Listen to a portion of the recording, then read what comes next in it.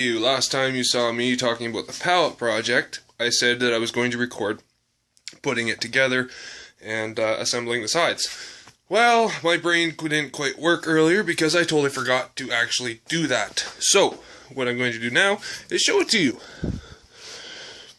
Right now, I'm applying some, I've talked about it before, it's an ebonizing solution, and what it is steel wool and vinegar mixed together, left to the steel wool is left to dissolve in the vinegar.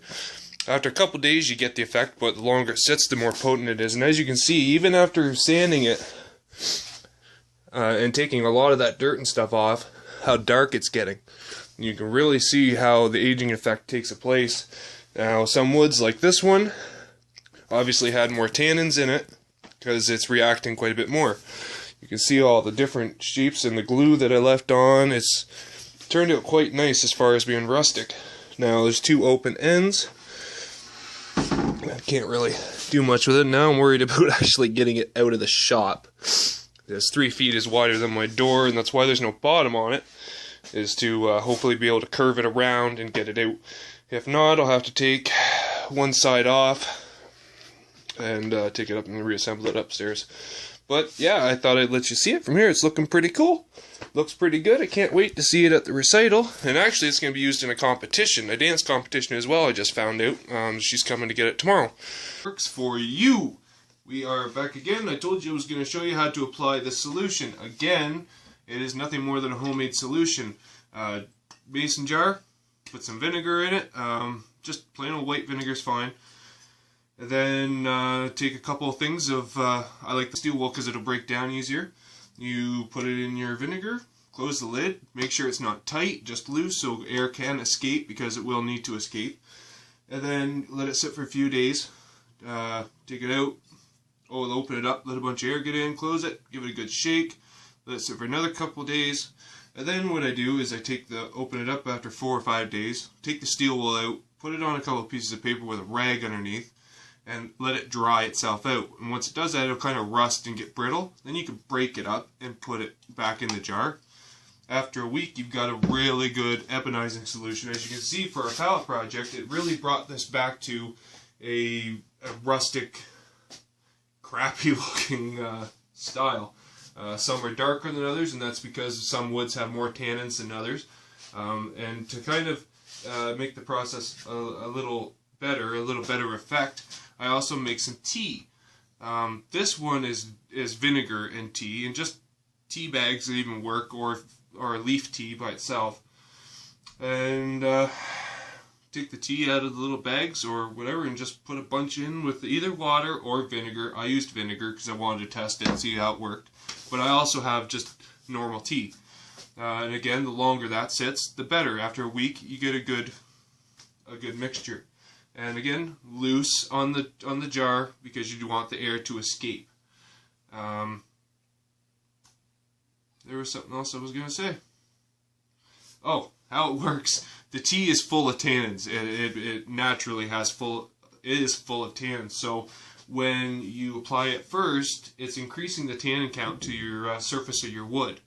And then when you put the iron, I think it's iron oxide, but whatever it is, the steel wool and vinegar concoction on it, it increases the effect. So you'll get a darker hue of rustic. So now all I've done, I've already put some tea on. I've already done this, but I'm going to put a little more on just to show you.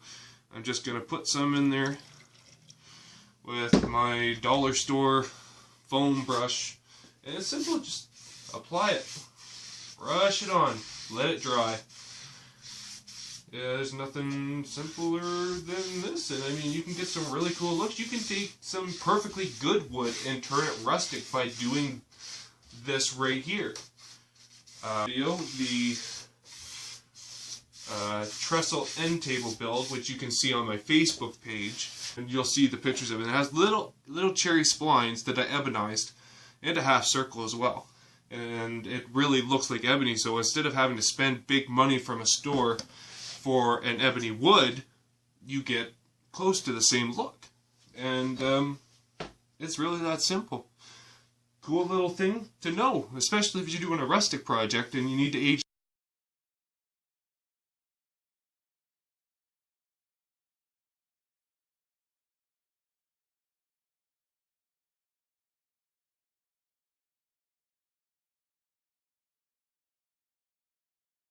the wood better.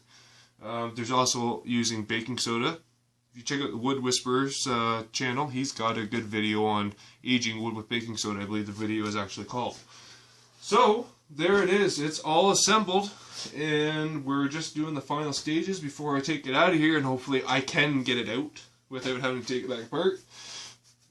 It's just one of those things where you get it together like, holy, this is big, and my door is not that big. So, yeah. Well, we'll see how it goes. But there it is. It'll be in a dance competition in Toronto, I think she said, and it'll also be going to the recital where my daughter will be performing. She won't be doing that routine with the box, but the same recital. So, that's it. I hope you enjoyed the process of videos. I know there's a portion missing. For some reason, YouTube's editor messed up and it will not upload, and I haven't had the time to go through and redo the video yet. So I will get it up there. Just bear with me for a bit. So remember, check us out on Facebook, Twitter, Pinterest, all under Deryck Kennedy, KC Woodworks for you, or just KC Woodworks. Yeah, this was a cool little build. I did enjoy it, regardless of the fact that there was so much sanding and prep work to make sure that nobody's going to get a sliver. So subscribe to the channel to see our future videos, especially the jewelry box series that we're going to be starting. Actually, I've got the editing on the first video just about done. It should be going up tonight, hopefully. And yeah, subscribe and like, because I'll see you next time. Because KC Woodworks is here to make the wood work for you. See ya.